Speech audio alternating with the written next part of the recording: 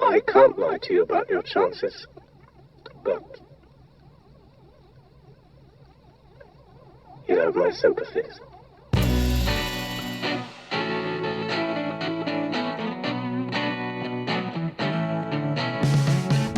Hey everybody, welcome back to Real Ripe and Real Raw. This is a podcast where we're taking a look at the highs and lows of your favorite Hollywood artists. Each month we're going to be looking at Rotten Tomatoes and using it to determine the best and the worst film in one individual's filmography. It's December 2017, and the patrons at the Pensky File, patreon.com/the Pensky File, have decided that Ridley Scott is going to be the director that we talk about. My name is Wes Teasdale. I'm joined by Clay McCormick. Clay, how are you? I'm good. I think at this point, it's a good time to talk about. I've been doing this for a while, and I've never really broached the topic of the bonus situation. Oh yeah.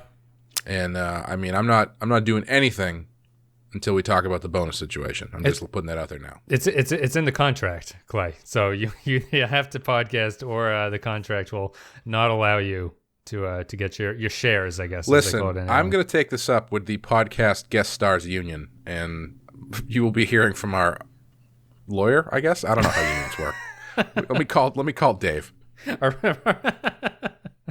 We're talking about Ridley Scott. This is we're going to be talking about Alien in this podcast, and his worst one that's coming out in a couple weeks is going to be A Good Year. Ridley Scott. Clay, what's your sort of one sentence takeaway of Ridley Scott? I guess how do you view Mr. Scott? I love Ridley Scott. I think he is a visual genius, and when he gets a good script, he makes unbelievable movies.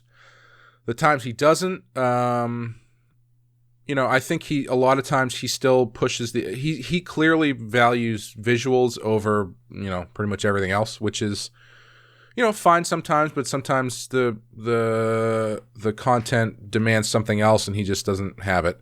But I think overall, I think he's great. And I think he is not afraid to take chances and push the envelope in ways that most people wouldn't. Yep. So yeah, he's one of my top 5 favorite directors, I think. He is 80 years old at this point. He was born in 1937. He's known for a bunch of famous movies. Obviously, Alien, we're going to be talking about in 79. Blade Runner came out in 82.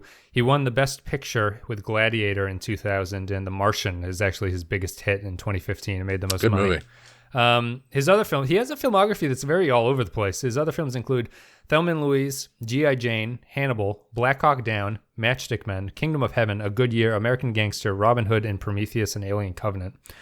Clay, do you know the 3 Director Academy Awards he was nominated for? Director? Yeah, director. Probably Gladiator. Yep.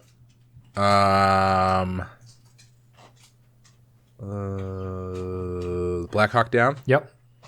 And then the third one.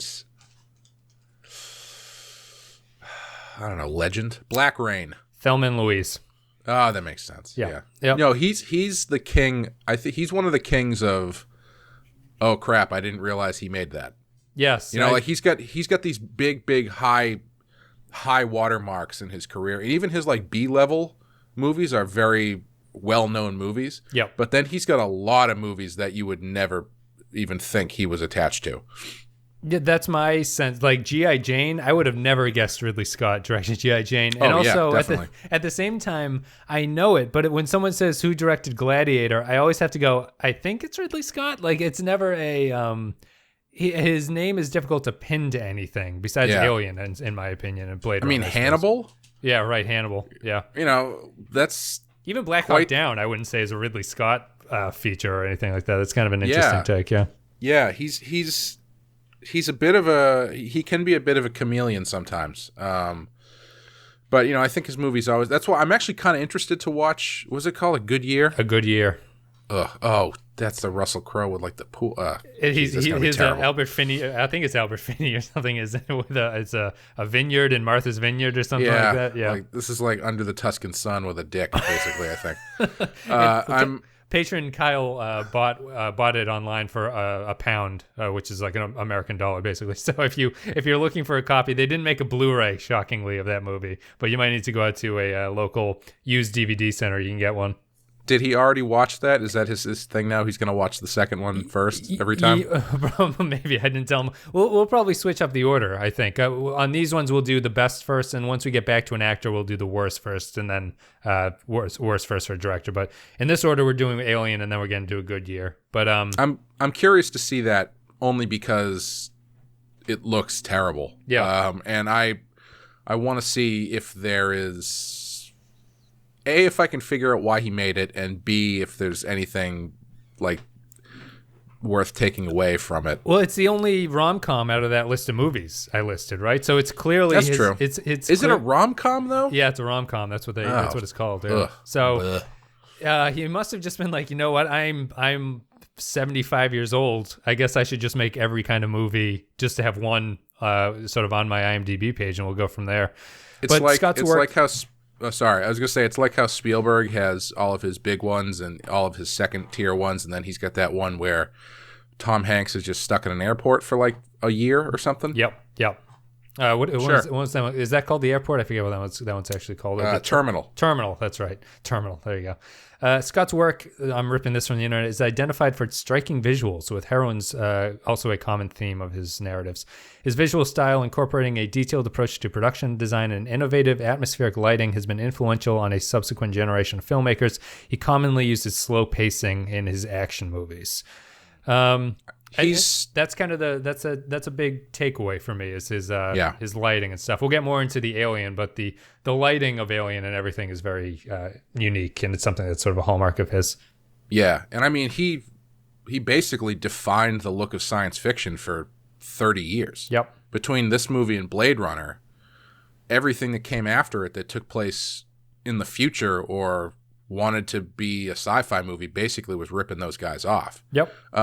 We mentioned Event Horizon. Now everything looks like the Nostromo and Event Horizon. I mean, and you can look at Alien and say that, oh well, he took a lot of stuff from like 2001 and some other places like that. But I mean, it's just where the bar moves up. It's like, there was Bobby Orr and then there was Wayne Gretzky, and Ridley Scott is like the next version of the sci-fi copycat. Yep. So let me rephrase that.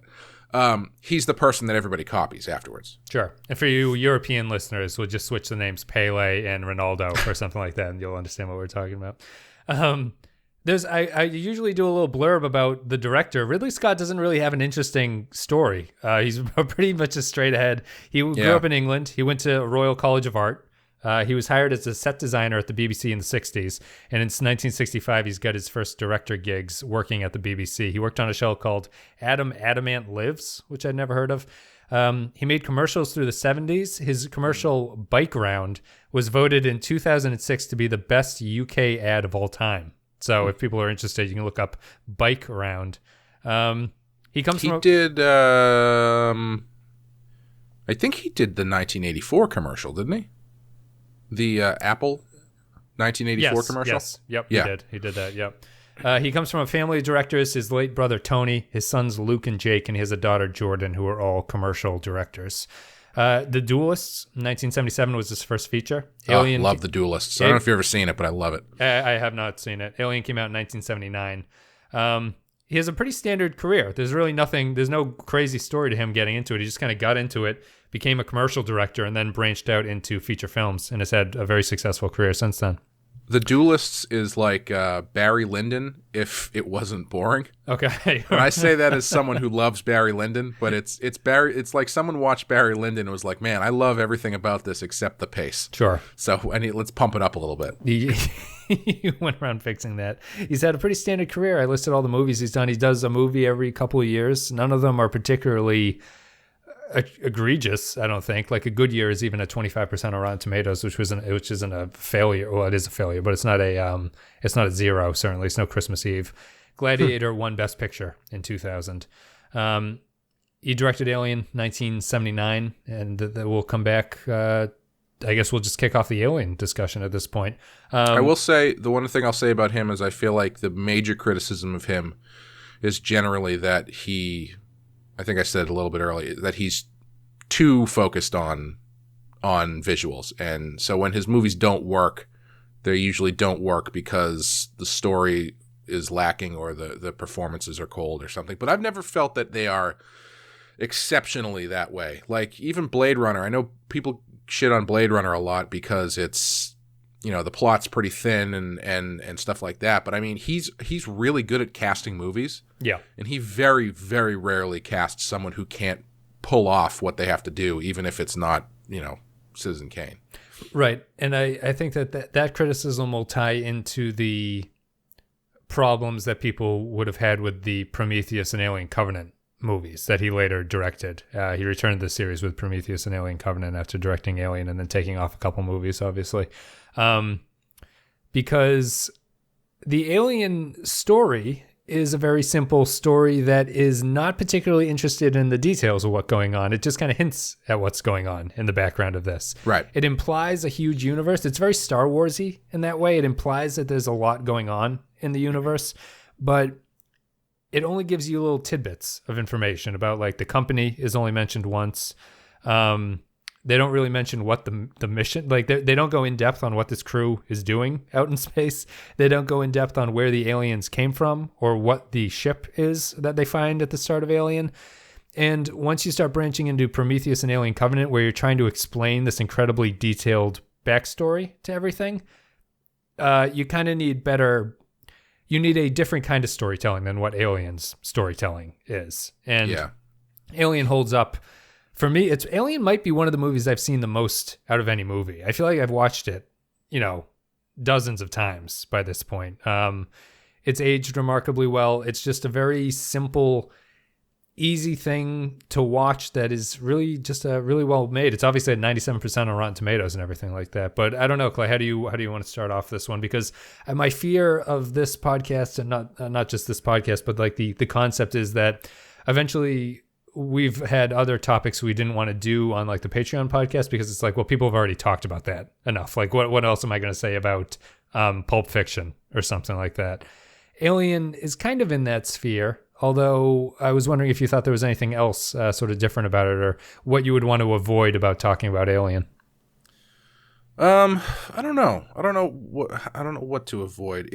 I think it's, it is kind of interesting to me that you brought up Star Wars because I think as far as the Alien franchise goes, this does feel like the way A New Hope feels when you go back and you watch the entire series knowing what you know now about Star Wars. Like when we did our Star Wars podcast, one of the things that we kind of pulled out that I didn't really fully appreciate until we watched them and started talking about it is how Star Wars is just sort of like giving you the outer edge of this story. And it's not until Empire Strikes Back where you really start to get the details of it. And when you think back about the franchise and the characters and the situations, you're not really thinking about A New Hope. You're thinking about Empire Strikes Back. Yeah.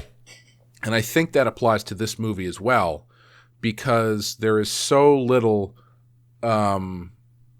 information given about the world outside of the spaceship. You just get enough to move things along, but those little bits end up being amplified in the next movie. And so when you think about Alien, you think, well, obviously xenomorph, which is not a word that's used in this movie. No. Obviously one of the crew members has to be a robot. Well, they didn't know he was a robot in this movie until they knocked his head off with a pipe. Right. So that was clearly a surprise. It wasn't just part of the thing. Weyland-Yutani, I don't know if they use that name I can't remember if they use the name in this movie. They never say it. It might be printed somewhere and you never see it. Although I'd be more inclined to believe it just comes in later. Yeah, but there is the mention of a company, and the company has dastardly motivations. I'd say it's more that the company has a sort of political bent to them, where they're not just it's not just that you work for the company determines what you do. Right. Which they amplify in the next movie and so on. But this one, it gives, even the Alien itself, you only see, bits and pieces of it, and for the better, I think, because watching that dude walk around in that suit would have been pretty goofy. We'll get to what I consider to be the worst part of the movie shortly, but it has to do with that. But yeah, it is, it fascinates me that they ended up in this franchise going so deep into explaining stuff, which, I mean, I guess I don't know, there's got to be a way around that, because every time they do it, almost every time, I can't think of a time that they've done it and it hasn't been bad. Right. Like it always ends up being unsatisfying or something. At least in Prometheus, most people don't like that movie. I love that movie, not for rational reasons probably. I don't think it's a great movie as in the quote unquote great movie definition. Sure. But one of the things I love about it is he's taking chances with it and not just giving you another Alien movie. He's making it, he's kind of blowing everything wide open. Like the last thing I would say about Prometheus is that it was like the movie you expected to get. Right. It's not J.J. Abrams making a reboot. Yeah. Alien Covenant is the movie you kind of expected to get. Well, with a couple stupid, that movie's terrible. But Prometheus, at the very least, he's kind of just like cracking the concept as a whole wide open instead of just being like, hey, let's talk about where the xenomorph comes from. It's like that's not the only thing. It's just so much wider. Because, and I kind of lost my train, but my point was, it surprises me that this series got so specific in a lot of its backstory and elements because the first one is so vague. Yeah. And that's where that's what makes so much of it work. And as much as I do love Prometheus, it does still surprise me that he decided to go the way he did, because what makes Alien work so well is the unknown aspect. It's fear of the unknown writ large, basically. Yeah. And when you get to Prometheus, it's kind of like, it's still pretty weird and out there and unknown, but we're going to kind of explain everything for you. So it's surprising to me that he chose to be so explanatory when the original one was so, what made it work was the fear of the unknown. Yeah. I mean, it's tough because I was listening to another podcast that was comparing Star Wars A New Hope to Empire Strikes Back. And I think that I had gone into it previously thinking that I liked Empire a little bit better. I think the argument they made about New Hope actually makes me think that New Hope might be my favorite. New Hope was always my number 2, but I think it has to come into the whole idea that New Hope and Alien can kind of stand on their own in a way that Empire and Aliens and everything that came after Aliens can't do, in a way. Like, they're dependent on their source material.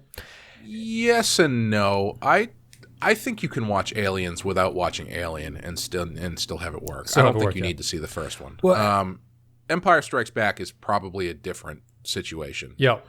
The thing with Aliens that I actually really noticed this time when I was watching Alien is, as much as I love Aliens, I don't think I entirely recognized how much Aliens is just stylistically more of what Ridley Scott was doing. Like, even down to the final sequence where it's Sigourney Weaver running around through strobe lights with a flamethrower. That's the exact same way Aliens ends, only it's bigger. Right. Yeah. And I don't think I think obviously James Cameron is very good at what he does. But I don't think I entirely realized how much of just a style transfer Aliens is.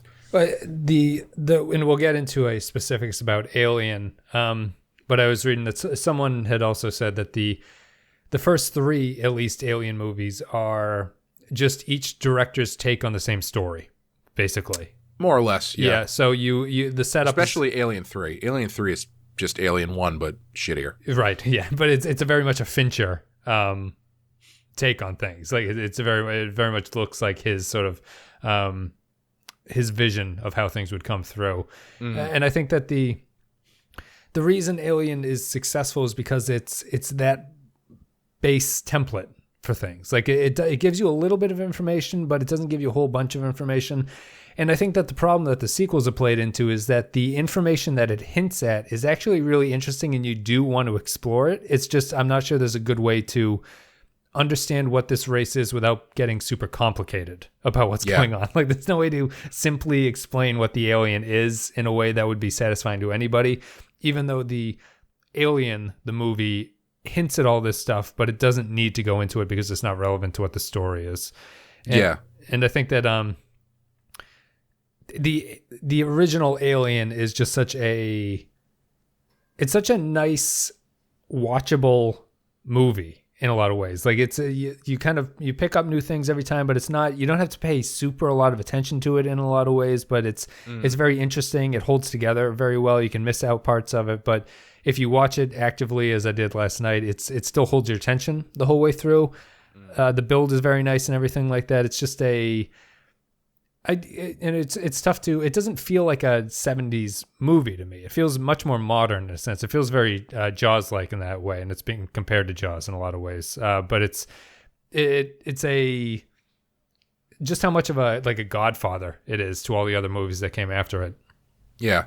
And, I think it falls in line with the trend that, I've been noticing as we've been doing these podcasts, not just the Real Ripe and Real Rotten, but the other movie podcasts we've done, and even the Star Trek ones too, to an extent. It's a simple story, and they just make the fuck out of it. Yep. It's a super simple story, and they just crank it to 11.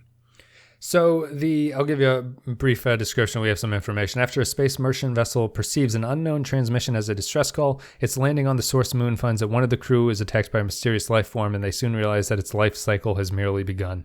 Directed by Ridley Scott, written by Dan O'Bannon, story goes to O'Bannon and Ronald Shusett. H.R. Is it Geiger? Is that how you pronounce his name, or Giger? It's either Geiger or Giger, I think. Okay, yeah, Geiger would have an E, I'd assume, but H.R. we'll call him that. He designed the creature. It was originally based off an idea called Memory. O'Bannon had written 30 pages of a script called Memory, which was about a crew of astronauts awakening to find that their voyage home has been interrupted because they're receiving a signal from a mysterious planet. He didn't know how to continue, though, because he didn't know what the antagonist of the story was going to be. Mm-hmm. He returned to L.A., and he lived with this co-writer person, and they wanted to flesh out this memory script. The Shusett suggested O'Bannon use one of his other film ideas about gremlins infiltrating a B-17 bomber during World War II. It's funny, the lives of screenwriters who just have these ideas floating around. He wanted to set it on the spaceship as the second half of the story. So they wanted to have a gremlin infiltrate the ship. The working title of Alien was called Star Beast. O'Bannon disliked it, and he changed it to Alien after noting the number of times that the word appeared in the script, and they liked the simplicity of the title. Could you imagine if there was a scene in this where someone was just like, we have to get rid of this Star Beast? really with sincerely delivering that line. I'd imagine it would probably... Can't keep dealing with this Star Beast. It'd probably be a Parker line, I would assume. He seems like the kind of guy who would say Star Beast. It's pitched as Jaws in space. O'Bannon originally thought he was going to direct, but it went to Ridley Scott. Producers wanted a director. Their main concern about a director was that they wanted someone who wouldn't make a B monster movie with this idea. Yeah. Then if they had let Dan O'Bannon do it, that's what it would have been. So Scott's storyboards apparently so impressed the producers at 20th Century Fox that they doubled the budget to give him the funding to be able to do this. I don't know if you've ever seen them, but they're great. He is a really good artist. Is he?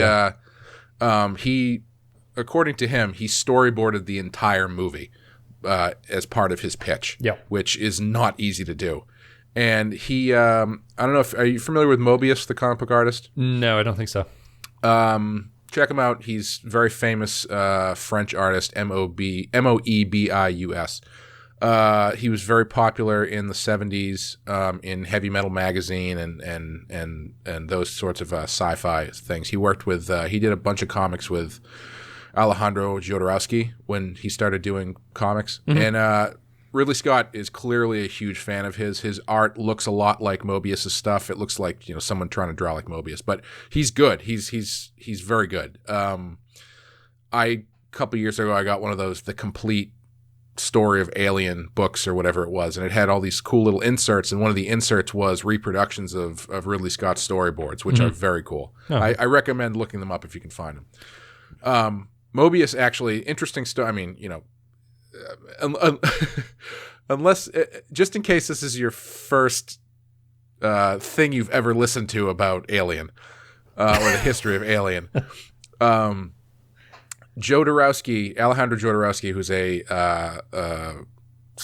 think I can't remember if he's Spanish or if he's Argentinian or something, filmmaker, was on tap to do Dune.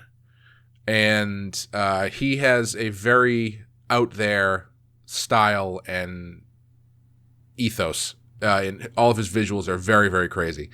And as part of Dune, he put together a team of Mobius, and he was good friends with Mobius, and H.R. Giger, and I want to say not Sid Mead, but the other guy.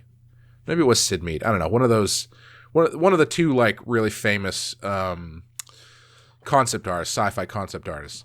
And that movie ended up falling apart, but there was this unbelievable tome of pre-production work that they put together with all of these artists. And basically what Ridley Scott did was, I think he saw that and just stole the team after the movie fell apart. So he had Giger doing designs for Alien, obviously, and I think Mobius might have worked on Blade Runner. I can't remember, but the concept artist guys definitely did. So he basically, where Ridley Scott is credited as being the father of the modern sci-fi image, it's really Jodorowsky, because he put together the team that ended up, being the people who created all that stuff. Right. Yeah. And although I think Ridley Scott probably used it more effectively, because Jodorowsky is if you've ever seen his movies, they are fucking weird. Sure. And I don't think Jodorowsky's Dune, I would love to see it, but it would have been a huge bomb. And I don't think the style would really it probably wouldn't have infiltrated the zeitgeist of filmmaking the way that Alien and Blade Runner did. Right. Yeah, when the influence for the Alien is based on a Giger painting called Necronom 4. It looks basically like the Alien. It is the Alien that he designed. The producers at Fox were concerned the design was too ghastly. That's their words for audiences. Yeah, and I think that that means it looked too much like a penis. Basically, yeah. And if you look at this Necronom 4 painting, it's definitely very phallic. Yeah, I think that it's a movie that the style is pretty much 90% of it, almost, on some level. Yeah. You could probably listen. I don't know if this podcast is capable of doing it. There's probably a lot of breakdowns about how the ship looks and how the alien looks compared to it. Their original thing was to have the ship be very mechanical looking and have the alien look very biologically mechanical on some level. Mm-hmm. And it's an influential alien design that you kind of take for granted now, even though it seems totally unique and comes from nowhere, to just to how much it's actually influenced become part of the cultural zeitgeist and everything like that. But it's a really, if you think about it, it's really unlike anything else that's ever been out there for movies in terms of alien design. Oh, definitely. I mean, before or after it? Well, after it, they kind of, tried to rip it off, but it's or expand it to explain why it looks this way and stuff. Because I just mean like outside of the franchise. Oh, I say. It's not real. It's almost something that you can't rip off because you'd so clearly be ripping it off. Yeah. Because it is iconic and instantly recognizable, and it is it's completely unique. So I guess we'll just get into Alien at this point, which I watched last night.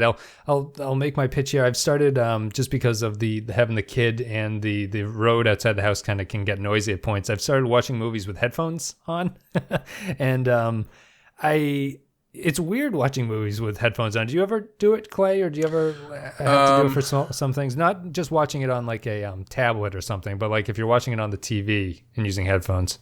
No, I can't say I've ever done that. If I have it, I haven't done it in a long time. I'd be curious to see how was it as an experience? There is so much dialogue in this that is so quiet. I've never heard it before. There's the scene. There's the big scene is when after there's only 4 of them left. When there's Ash, Ripley, Parker, and Lambert are left, and they're talking in the sort of dining hall scene. Yep. There's a scene where Ripley and Parker yell at each other. And it's almost like the scene was improv because they didn't mic the actor who's playing Parker, because you can't hear his responses to what Ripley is saying. Yeah. You can kind of hear it with headphones, but it's also it's just the sound design really comes through on headphones in a way that I can't get when I'm watching the TV speakers. Like it feels very immersive, and you miss little lines of stuff. Like when they're looking for the alien, there's sort of lines that Ripley's muttering under her breath, and the actors aren't even on screen yet, but you're hearing this stuff that I'd never noticed them saying when I'm just watching it in a noisy environment or just on the TV or something like that. Yeah. Yeah, I think this is a movie that's really well suited for that, because the atmosphere is the entire thing, you know? Yeah. And if I remember correctly, a lot of that stuff did have improv elements to it, because basically what Scott wanted to do was cast the movie well enough that he wouldn't really need to tell them how to do anything. Yeah. And because he's a young director at this point. Yeah. Yeah, this was only his second movie. Yeah. And he wanted to do that so he wouldn't really have to worry about the actors and could just focus primarily on the visuals, which obviously is where the work needed to come from. And I think he succeeds very well in picking a great cast of people who are just, they act like they have been a crew that have been on the ship together for a long time, and they converse in a very natural way. And even that stuff, even the way that they're talking adds to the layers of atmosphere to the movie. Yeah. So I should try. I'll have to set that up. I would like to watch a movie like this with headphones, but that would be pretty cool. Yeah, I highly recommend it for a lot of movies. Here's what Roger Ebert had to say on the casting. None of the actors are particularly young. Tom Skerritt, the captain, was 46. Hurt was 39 but looked older. Holm was 48. Harry Dean Stanton was 53. Yaphet Kotto was 42. Only Veronica Cartwright at 30 and Sigourney Weaver at 29 were in the age range in the usual thriller cast. Many recent action pictures have improbably young actors cast as key roles or sidekicks, but by skewing older, Alien achieves a certain texture without even making a point of it. These are not adventurers, but workers, hired by a company to return 20 million tons of ore to Earth. I've noticed that in the past, I don't know, let's say 20 years of movies. It's probably longer than that, but maybe, I don't know if it's because I'm getting older, but I've really started to notice how young a lot of actors are and look. Yeah, yep. And specifically in more modern stuff, and I think back to movies like this or to like Indiana Jones or anything like that where I don't feel that. Like, I feel like they are younger, but they're not presented as young people. Sure. Like Indiana Jones, Harrison Ford was probably in his 30s, I think, when he did that, right? He'd probably be, yeah, well, I guess. Like mid-30s? Yeah, mid-30s, I would think, maybe is a safe bet. Yeah, but he doesn't seem like a young guy. He doesn't seem like an old guy. He just seems like an appropriately aged character. Right, yeah. Like, if you go back and you look at Superman, Christopher Reeve, I think, was super young when he did that, and he doesn't feel super young. He feels like an appropriately aged person. And it's all hairstyles, I think. Yeah. And it really adds to the believability of a lot of this stuff. Like, yeah. When you get to the point where it's like, this is clearly a 25 or 28-year-old person playing like a doctor or something. It's even, I mean, there are obviously 28-year-old people who are doctors, but it just doesn't feel right. Well, I'm surprised. And I tell them that every time I see them. I'm surprised that Sigourney Weaver was 29 in this movie. Yeah, that surprises me too. Not that she looks like she's old. No, but she doesn't look old. She carries herself much older than that, I feel like, or something. Yeah. Definitely. Huh. Yeah, that's kind of interesting. And even Veronica Cartwright at 30, she feels like she's older than 30 in that movie. John Hurt, I'm not convinced was ever younger than 45. He's always been that way. So let's talk about the sort of the neat little flip here. Tom Skerritt is the number one billed actor, right? And I think it's impossible to watch this movie not knowing that Sigourney Weaver is actually the star of it. But the movie does a good job of flipping what's going on and keeping you off balance as to who. The end result, if you had never seen this before, is kind of a surprise if you were just watching the movie through for the first time, that Sigourney Weaver is the one who makes it off the ship. And I'm actually always surprised by, once it's down to the final four, it's not the final four that I would have ever expected to be the last four people alive, which is Parker, Lambert, Sigourney Weaver, and Ash. Yeah. I don't think I ever really realized how well thought out who to kill and when to do it is in this movie. I think it's a lot more thoughtful than most movies like this are, because if you look at the way that order in which people are killed, it really works every time to kind of shake things up. Yeah. Like, Kane is kind of expendable. He's sort of like the catalyst, really. But once the alien shows up and starts killing people, what's his name? Harry Dean Stanton's character is Brett. Brett. He's kind of the expendable first kill, the kind of guy you would expect to kind of get the ball rolling. But then killing the captain immediately gives you this element of chaos, which is shown among the rest of the crew, because they all start freaking out after the captain gets killed. Do you think the movie justifies Dallas doing that job? Check that out, Lambert. You may be getting interference. Dallas, are you sure there is no sign of it? I mean, it is there. It's got to be around there. Dallas? All right.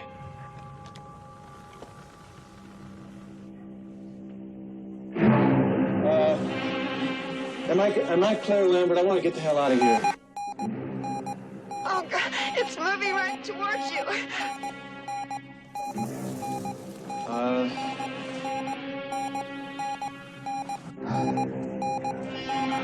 Move, get out of there. Moving towards you, move. Dallas, move, Dallas. Move, Dallas, get out.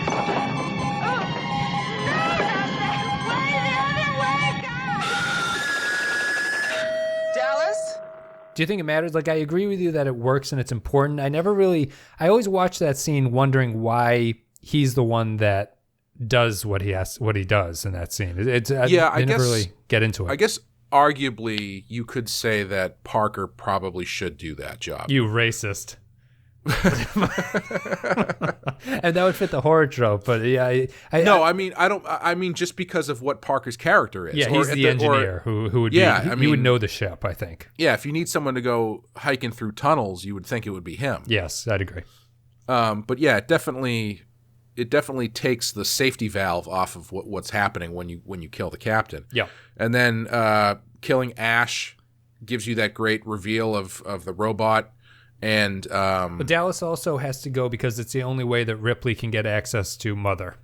Right. So that's it is important that Dallas dies. It's just it always, his volunteering, even though he doesn't seem particularly like he wants to do it, is never particularly greatly justified. Although I think it's that's probably my favorite scene in the movie. The death of Dallas is really well done. Just the whole the way that they're tracking him, which is funny that she can tell anything from a little dot moving on that screen. That she's like, he's down 2 levels from you, and then to Skerritt's reaction of Dallas, of just like the nervousness creeping in, where he's like, I want to get out now. Is great.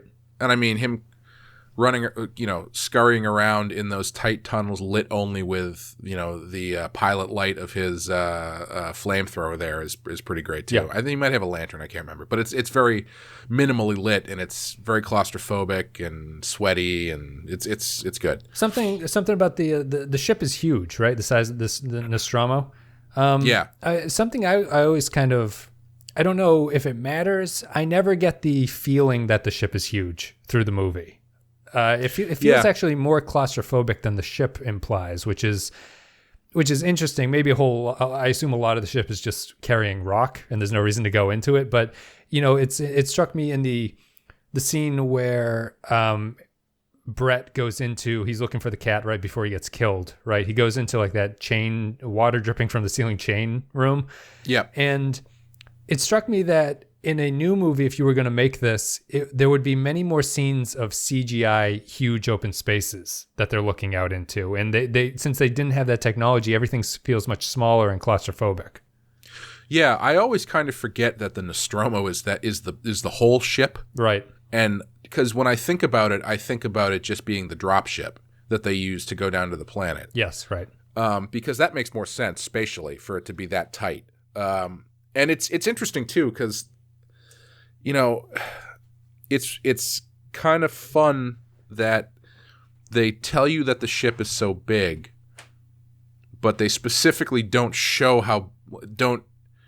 I mean, obviously because of limitations of budget and sets and stuff, and you were saying they didn't have CGI in order to do it, but it works to their advantage because just all of the spaces they're showing you are so small that it makes it feel very claustrophobic, which is integral to the story working. Yes, right. Like if you had these scenes of, you know, Parker or Brett walking through like this giant CGI shipping room or like the room that they land the ships in on the Death Star kind of room or something like that. Big just cargo because just because you can do that, it's like, well, that kind of open space isn't scary. Like that just releases a lot of the tension that you're building into your tight story. Yeah.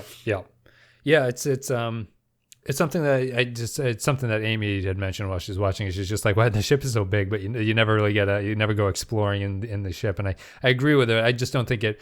I actually think a way around it would be what you were saying, is that they only exist in the little dropship type thing. Yeah. Like that's the only part that they can actually go into for whatever reason, or there's no reason to go into the other thing, which is just a big storage space. Yeah. And what they do also, which is very smart, is the first thing you see in the movie is the ship.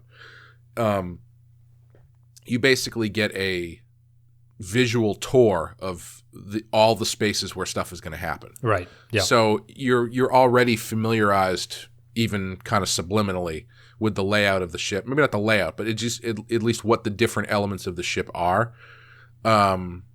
Which, you know, at the time, it might have felt big. It might have felt huge. Yeah. Because if you think back on sci-fi movies up to that point that have prominently featured spaceships. You've got Star Wars. You see like the one room in the Millennium Falcon. I've been watching Star Wars for 30 whatever years. I still don't know what the layout of the Millennium Falcon is. it's a circle with a room in the middle. Yeah, you have two rooms. You have the pilot, the cockpit, and the room with the floaty ball sequence in it, and that's it. But that's a huge ship. Or I just had another one I was thinking of. There's the gunner room, I suppose, too, in the Millennium Even Falcon. that, I don't know where that is. Like the physics of how he gets to there still confuses me to this day. But I had another one I was going to use as an example. But usually they don't show you a lot of the ship, and I think they give you a lot of the ship, a lot of different rooms in the ship. Which I think probably at the time made it feel bigger than it does now. Yeah, and what's nice about that introduction sequence is that it still fits into Ridley Scott's sort of lighting aesthetic. It's probably the darkest view of space you've ever seen. It's not lit whatsoever, especially when they approach the planet LV, whatever that number is. You can barely see the outline of the planet in the background that they're approaching. It's very dark, very atmospheric. Yeah, and obscuring the visuals goes a long way to setting the mood, and also just it keeps you on your toes because you're not exactly sure what you're looking at. Like the first, and I mean a lot of that is due to budgetary restraints and having to figure out a way to sell this stuff on a limited. How do you sell this miniature of this weird looking spaceship? How do you sell this silly costume? But, it works. It really, really works effectively. Like the first time that they show the Space Hulk there, the crashed ship, he shoots it with like a shitty video camera. Yeah. So you're watching it through a monitor, and it's like this really shitty, video footage where the tracking is all messed up. And, now everybody knows what that ship looks like, so you can clearly make it out. But if that's the first time you're seeing that, you don't know what the hell that thing is. Right, yeah. Then, when they get inside it, I mean, you want to talk about a big ship. They do show you how big that ship is when they get inside of it. Yeah. But even that, it's just dark. And you're just getting a feel for the texture on the walls because they have flashlights, basically. How was that done, the Space Jockey scene? It was kids, right? Was it little kids in spacesuits? I feel like they were shot with smaller people or something like that. I think so. I think there was a combination of things. I know that they used Ridley Scott's kids, actually. Okay. In the spacesuits in one of the exterior scenes, I think. Yeah. Maybe it was that one. Yeah, they definitely did do that. I don't remember if it was there. I feel like... Yeah. Yeah, maybe it was. That would make sense because I was going to say there might be a matte painting element, but I think you're right. I think it might be just that they use smaller people. Yeah, because I've seen Ridley Scott standing next to that prop, and it's huge. Okay, all right. So they definitely built it, and I think they did use smaller people for that. So I think they used his kids for that. Yeah, that set is interesting. It just goes. I believe I was reading that the producers were concerned about the expense of building that set because it's in relatively little of the movie. Very iconic though, very important to like the whole thing. And it's just it's a story element. You just introduce this. He came to be known as the Space Jockey, but you just introduce this thing, and they don't even care about it really. Like the characters aren't interested, which is it's kind of neat in this universe that they've obviously already run into alien life forms because no one is surprised by this thing. Yeah. You know what I mean? And I think they have a line later that the face hugger is unlike any other species that they've ever encountered before. So I am really glad though that in the future movies they didn't have like a cantina scene where it's like Ripley getting a beer in a room full of just crazy different species that they've come across. Yeah, that really would have changed the tenor of the movie. It does. I actually was wondering if, I guess it's just because you don't want to have the crew spending too much time on like, wow, I can't believe there's an alien here. So you kind of skip around that, and then Kane goes into the egg room and things like that. I will say. It implies that they've come across alien life forms before, but it doesn't mean that they've come across like intelligent alien life. Like, I shouldn't say intelligent, but like humanoid. Like it feels like they've come across like birds or other sorts of species, but maybe not so much humanoid. Right. Yeah. Yeah. And I think I'd agree with that.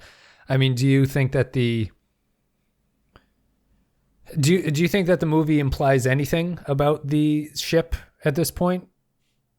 The alien ship? Yeah, the alien ship. I mean, Sigourney Weaver Ripley figures out that it's supposed to be a warning signal, not an SOS signal. That's like the only real implication that you get about this. They obviously flesh out that backstory going forward in the different movies, but I feel like it's if I was watching this movie, it would be something that you'd talk about after seeing it in the cinemas in '79. You'd be like, "What was the deal with that ship? That was kind of crazy."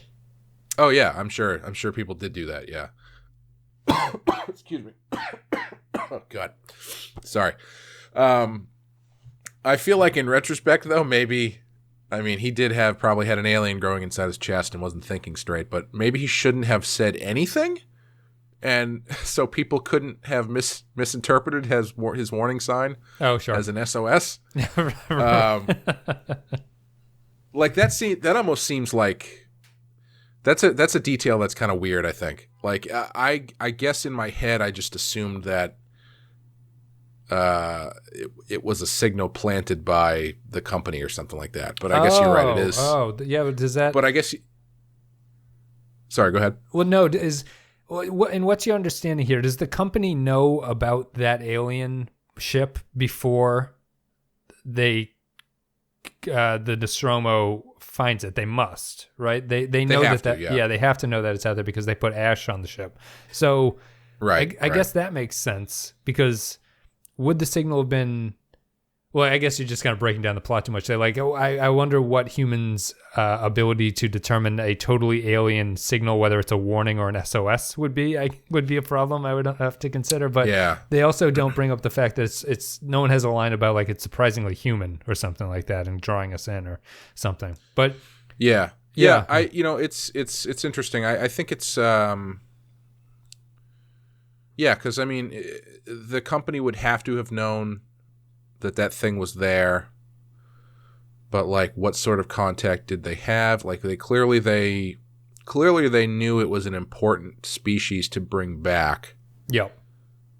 So they know the crew is expendable before, right? They know that this thing is obviously dangerous. I guess these questions we're asking, they're not like, it's not like a plot hole or anything. It is just a question that you want to ask because there's no, you don't need an answer to it. Does Covenant not cover this kind of stuff? I honestly don't remember. Okay.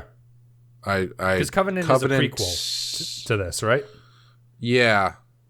Covenant is pretty removed from like companies and stuff. Oh, okay. All right. it ends with Fassbender sneaking a face hugger like embryo onto their ship. Yep. And like bringing it back to Earth, I guess. But aside from that, it's sort of removed from the company stuff. Okay. It's more concerned about homoerotically teaching yourself how to play the flute.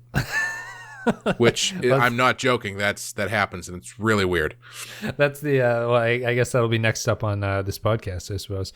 Yeah, I think that just getting back to the alien design and stuff like that, it's that whole ship is really iconic. Like the poster is the egg, which is iconic. The whole, just the weirdness of this alien's life cycle is very, like, we take it for granted now, but it's such a bizarre sort of alien storyline. I guess the reason that they wanted the face hugger was because they had to get a way to smuggle the alien into the ship in a story sense. They couldn't think of a way to have the alien get onto the ship without people noticing, and this was their way of getting around that.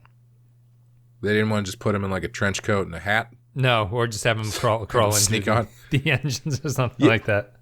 Yeah, I remember I was on the special features on the DVD. I felt kind of bad for Dan O'Bannon, because everybody who they were talking to that wasn't him or wasn't one of the other writers, when talking about the script, like to a person, they were all like, yeah, everybody told me to read this script Alien, and they all said the same thing. It's pretty. It's not a good script, but there's one really good part in it. Of course, that turns out to be the chest burster scene. Sure, and like everybody says that, and I was like, "Aw, I mean, it's not bad. It's pretty good. You don't have to throw the guy under the bus just because it's It's a script that I'm sure it's a script that doesn't read well. I'm sure it's not. It's not. There's not a lot going on in the script. It's not a Tarantino script where you're like, oh, this dialogue is funny and things like that. Like it's a lot of, I'm sure, scene description, and I assume it's very short because there's not a lot of dialogue or things going on with people. Yeah, honestly, I think you probably could, like, this kind of movie is one that kind of, the script is just there as, they always say, oh, the script is just like is a guideline. And I 100% agree with that for this movie. Because you could probably write this out as an outline and not lose anything. Right. Like, you with these actors who are this good, you could probably just outline scenes and be like, all right, now talk about this here. Okay, now talk about, okay, then this is going to happen. Like, it probably would read better as a outline of events than it would a full script. Yep. And it's also, like, reading the dialogue in this movie is not going to be riveting. And it's a big plus in the movie is how long it takes for the alien reveal, which I'm sure when you're reading a script does not come across very well. You kind of want that first act thing to be like, what the hell's going on here? It doesn't have a inciting event really, because it takes a long time. The movie is basically two different sections. There's the pre-alien, and then there's the chest bursting scene, and then there's post chest bursting scene. And it's funny to me how I much prefer the first half of the movie. Not that the second half is bad, but it strikes me how quickly, once it goes into slasher film territory, how quickly the characters all die off at the very end. Like, the alien just kind of mows through everybody. It's very efficient and it makes sense, but you don't spend a lot of time with them trying to survive. It's a lot more time with them trying to figure out what's going on and trying to find it in the first place, and then them surviving is really quickly down to the point of the last 4 people alive is always very surprising to me that it's those people. Well, and I also, going back to what I was saying about the clever and smart way that they do kill people in this movie. They do it very quickly once it starts. But I think, like, when you get to the end, after the reveal with Ash and all that kind of stuff, when it's just the 3 of them, and then they kill 2 of them at once. Yeah. And I think that's a really good choice, because that really jacks everything up. And I think, when these movies tend to, they can run into a problem when you hit this part of the story where stuff starts to drag. Yeah. Where what you should be doing is, this is where the ball should really start rolling downhill. And I think they really get that in this movie, where it's kind of lulls. There's a lull when it's just the 4 of them, and then from the Ash thing to the end of the movie, it's pretty much just like a roller coaster. Yeah, yeah. Speaking of,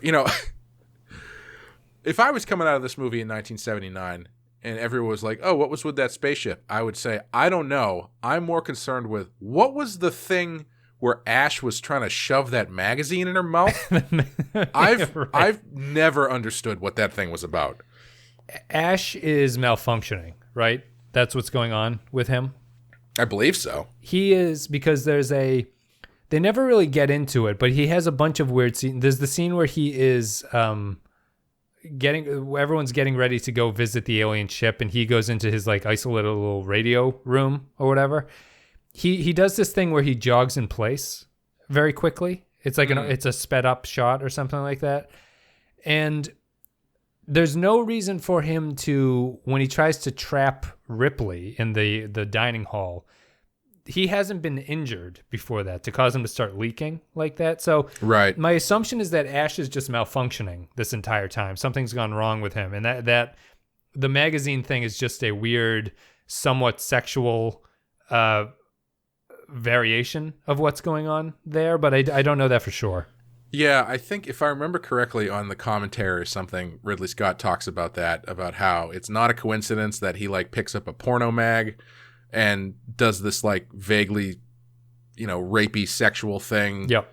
Because he's a robot and doesn't understand how that, like he gave this like weird psychosexual thing. I was like, okay. A real killer would consider, I shouldn't do this with a porno mag. I'll do this with like a Times or something because it's too erotic. Well, no, I mean, a real killer would do it with his dick, basically. Sure. Like, it was like Ash doesn't understand. Like, it's an aspect or something that he doesn't understand, so he's malfunctioning, and so it's like he's this weird, twisted perversion of like this weird rape. I don't know. It's a very, listening to him describe it, I was like, oh, okay, that's weird. That might be the weirdest thing in this movie. Does he not get into what's gone wrong? Do you have any idea of what's gone wrong with Ash at this point? I honestly don't remember. Okay. I wonder if I don't think it's something that needs to be said. I feel like it works pretty well as it is, but it brings to mind to me, John Hurt is always mentioned as the sort of breakaway star in this for some reason. Like, maybe not break. He was nominated for Best Supporting Actor on some level. I don't know if the Academy Awards, but for this movie? I think so. He's got like 5 lines in this movie. Yeah, that's what's always surprising to me is that when people say it, I always go, oh, John Hurt is Ash. Because I feel that Ian Holm is the best takeaway actor from this. Like, everything Ian Holm does in this is like sort of mesmerizing to watch on like a weird ASMR type level where it's like he's doing all this very low-key but really cool work. And it culminates in the... one of my favorite scenes, and it's one of the greatest lines of all time, is after he's been dismantled, they reconnect him and they want to ask him what Mother was telling him. Just this whole, I won't tell you your chances, but you have my sympathies, is one of my favorite lines. Yeah, that's a great line. Ash, can you hear me? Ash!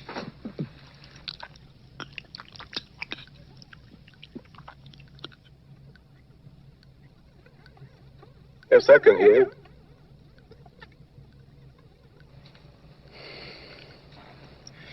What was your special order? You read it. I thought it was clear.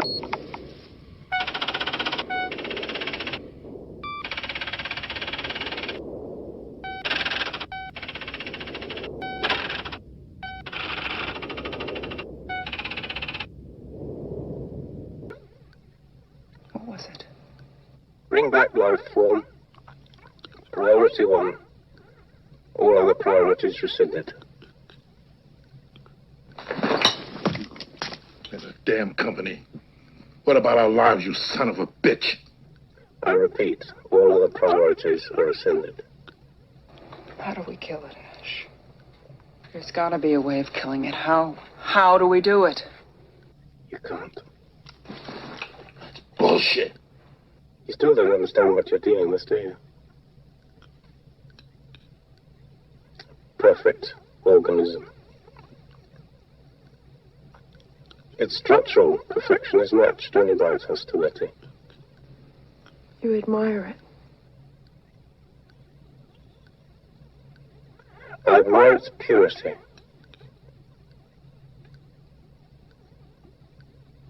A survivor.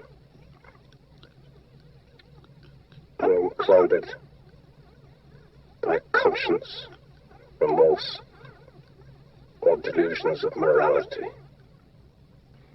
Look, I've heard enough of this, and I'm asking you to pull the plug.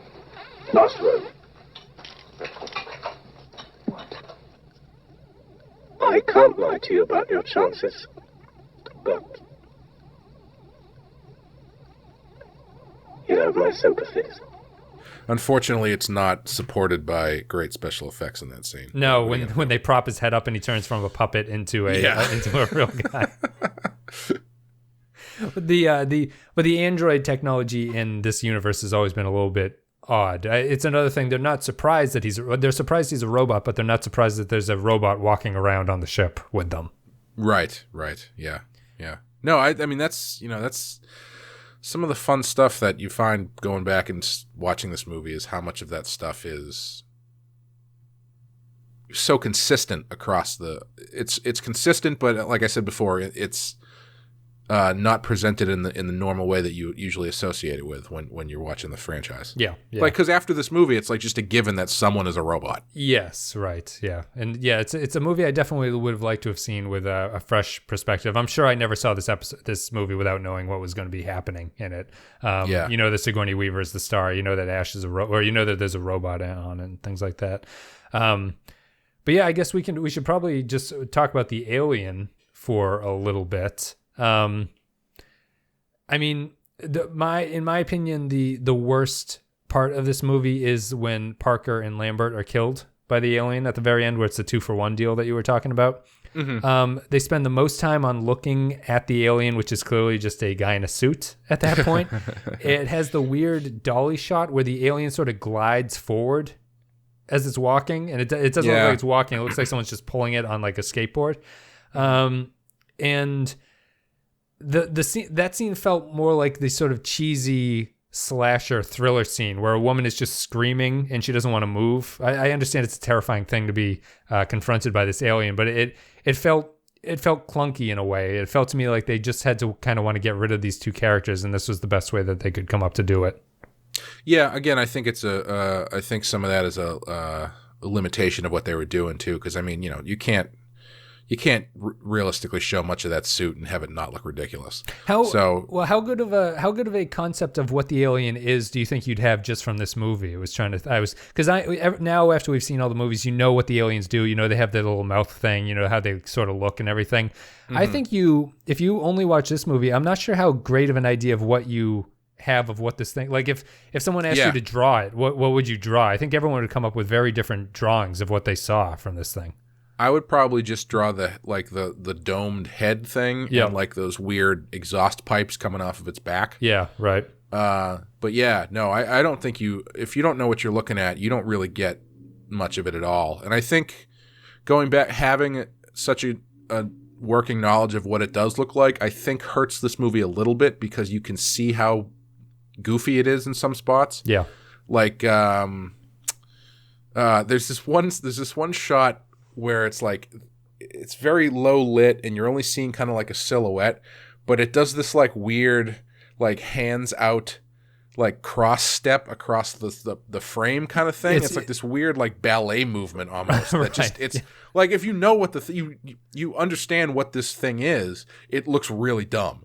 Yes, but not understanding what it looks like, I'm sure it just looked really creepy. And also at the end, I think it's the one at the end where it's hiding in among like the pipes on the escape ship. Yep. And you see the head, and when you just see the head moving, that's good.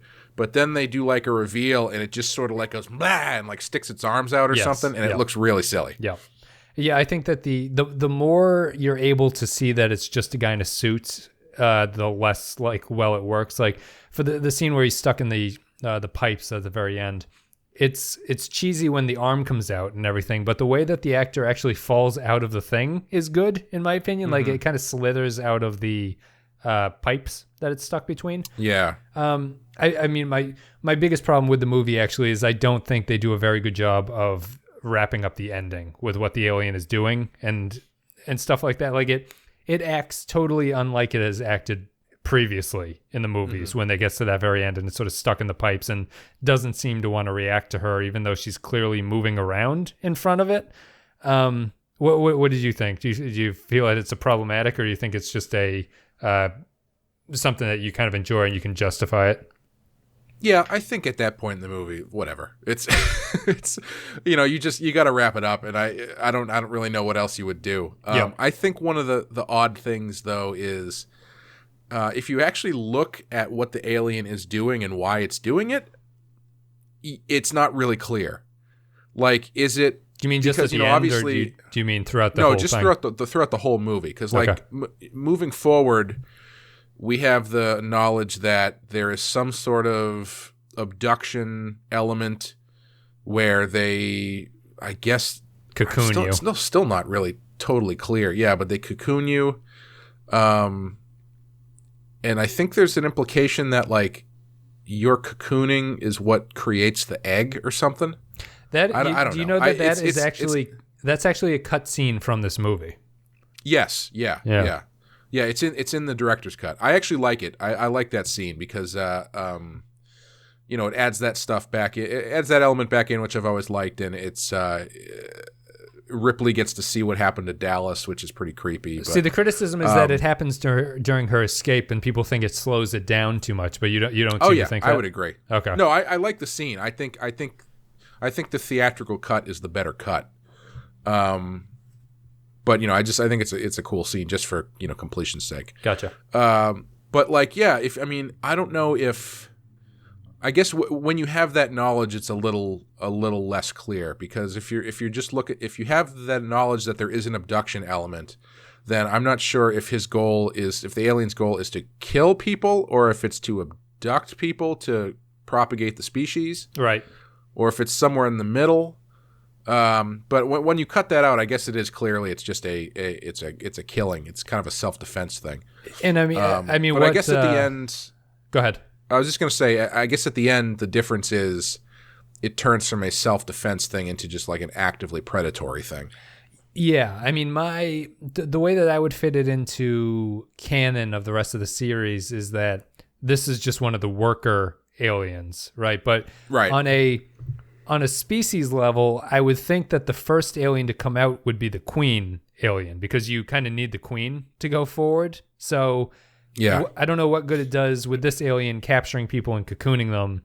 And this is all just criticism of knowing what the movies do afterwards. But I guess the original alien would have just been that there was no queen, and these things can turn people into eggs, which turn into other aliens, which maybe actually makes more of a sense than having the queen alien does, that they eventually do, and turn it into like a hive of bees or something like that.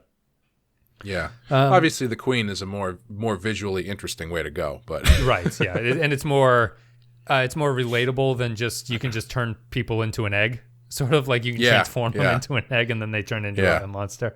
I think that I find the ending scene a little bit sort of just a little bit odd. Once she gets onto the escape thing, the alien doesn't move around for some reason; it's stuck there. She gets into her spacesuit after doing the sort of stripped down thing, which people complain about, but I don't really have a problem with, because it's... I was going to ask you about that. Yeah.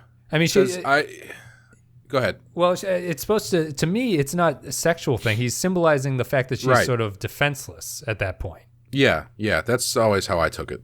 Yeah. And it's, if anything, the only thing it really sparks conversation is, would people who work on a engineering ship in space wear underwear like that? I think is the main sort of takeaway that people always go. I guess, that you could argue that they might have a couple shots of her butt that maybe they don't need. Yeah, but I don't think the intent I don't think it's meant to be exploitative. Let's put it that way. No, I think it's purely I think it's meant. Yeah, I think it's meant more to be exactly what you said, stripped down to the most vulnerable position she could be in. Right, yeah, in a close quarters with this thing. And then she just kind of shoots it out the airlock, and it goes into the engine. They do the effect, which is them they dripped water with backlit water onto the camera, and that's how they got this sort of space burning effect, which it does not look like water until you know it's water, and then it only looks like water. It looks great, doesn't it? It does look nice. Yeah, it's very, very cool. And then it wraps up with a pretty 70s sort of ending of things, where she's just like, well, hopefully someone finds me. I'm going to go to sleep now. And then it cuts to black. Yep. It's pretty solid, I think. It's I think it's it's considered a sort of modern classic. Would you agree with that? Oh, definitely. Yeah. I'd have it's probably in my top 10 movie list. Might be in a top 5 type space, but it's just really satisfying to watch on a lot of levels, and everything works out really well. Ridley Scott gets to do his things with his lighting. Obviously, as you said, it inspired everything that came after it. Has a lot of great actors in it, and has people that a lot of it's that guy in it and things like that. It's just really, really well, and it's a script that, as you were saying, we've been complaining about. Scripts that try to do too much end up not doing much of anything at all. Mm-hmm. And the more they try to explain the origin of the Alien franchise, the worse the movies become, and you just want to keep it simple, sort of like this. And maybe James Cameron's Aliens is the most complicated that you'd actually want to get with what's going on here. Yeah, and I would say, as far as movies about aliens go, if I wanted to open that umbrella of a genre, it's this and The Thing are the top 2 for me. Okay. Like, I don't really think it gets much better than that. I was thinking, what if there must be like a fan cut where someone, every time you see the alien in this movie, someone has like spliced in E.T. or something like that, just to make these the mashup work. But it's it's just really iconic and everything. Just from the face hugger down to the chest burster scene. What do you think of the chest burster scene? Why do you think it's iconic, I guess? And do you think it holds up at this point? I think it holds up. Even the alien sort of looking around at the very end. Yeah, that's a little weird. I think that holds up better than when it runs away. Yeah. And it's like a lollipop stick running across the thing. Scott's intentionally trying to play that for comedy, right? Because the way everyone looks, like everyone kind of looks down the hallway at the way that it was running. I always feel that he's filming that for a comedic effect. Like, you're not going to expect what's coming. Yeah, I think it's well staged because it's so horrible that the only way to respond to that is hilarity. Right. Yeah. Or what's hysteria, I guess. Yeah. So yeah, I think that's a really good choice to play it just like complete and utter shock about what's happening to a point where it's kind of funny. Right. And I guess that scene, when they did that scene, the actors didn't know what was going to happen. Yeah. So the response when it bursts out of his chest and the blood goes everywhere is completely real. Specifically, Veronica Cartwright, who was very upset. Yeah, they did not know what was going to happen, and she got like a geyser of blood in the face and just started losing it. And that's what happens in the movie. Her reaction is what's in the movie. Yeah, it's they knew that the alien was supposed to come out, but they didn't know what the effects were going to look like that was actually going to do. Right. So yeah, it's which I think is a good way to get some realistic reactions. Her shriek or whatever is definitely a natural response to that like air pressure pop or whatever they do with the blood that comes out. And what's really interesting too is it part of what makes it so scary is that the effect broke. Oh, really? So if you notice when it's coming out, the first time it comes out, it doesn't break the shirt. It just kind of like lurches out and then comes back. That wasn't supposed to happen. It was supposed to be a clean break. I see. And so it lurches out, and I think everybody watching it froze, and everybody watching the movie freezes, and then it comes out. And I think that it's an unintended added layer of confusion and terror. Yeah. And yeah, I think that scene, I think it's just so unexpected, and nothing like that you've never seen anything like that before. Yeah. And I think that's why it holds up so well and why it was so effective. And something just to wrap it up with that is like the reaction to it afterwards is funny, and I would feel that a modern movie would have a hard time where they give him a funeral, right? And Dallas is like, anyone want to say anything? And no one says anything about him, and then they just shoot Kane's body into space, and that's the end of it. You get a sense of they aren't really friends here. Like, the movie isn't trying to make people into friends. They're just coworkers who kind of don't really know each other because they sleep for most of the journey. Right. And yeah, it's a nice sort of touching, totally in line with the rest of the ethos of the movie. Well, I think we'll wrap it up here. We've gone over about an hour and 15. So, but that's it. We did Alien, Ridley Scott's very best. We'll be back with A Good Year, which will be Ridley Scott's worst at 25% on Rotten Tomatoes. Guys, thank you very much for listening. We will see you next time with Russell Crowe and Ridley Scott's A Good Year.